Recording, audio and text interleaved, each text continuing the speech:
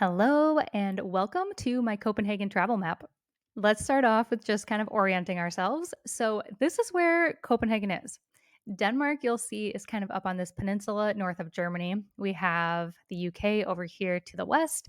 To the east, we have Sweden, and to the north, we have Norway.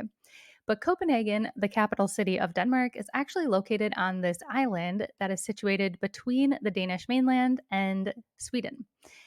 And as we move in here, you'll see that kind of the metropolitan area of Copenhagen is kind of small and located over on the far eastern coast of that island.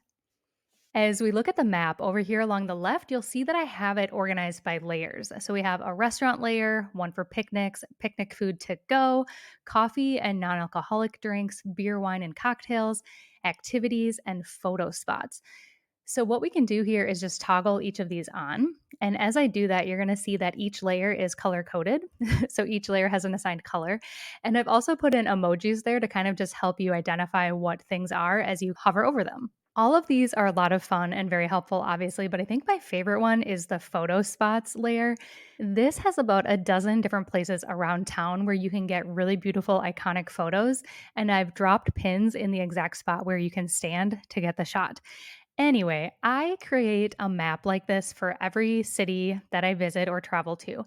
And one of the things that I really love about it is that it allows you to filter things geographically no matter where you are. So if you finish up a play or some kind of show somewhere in the city and you walk out of the theater and you're suddenly hungry for lunch or you want some place to grab a beer or a nice spot to sit in the sunshine, you can just pull up the map, filter it to that type of content, and then find what my recommendation in that area would be for you. You can also see that as you go and kind of hover over or click on the various points on the map, that I've added in notes for you. So if I have a little personal tip or a bit more information that might be helpful, I've added it in here under the notes.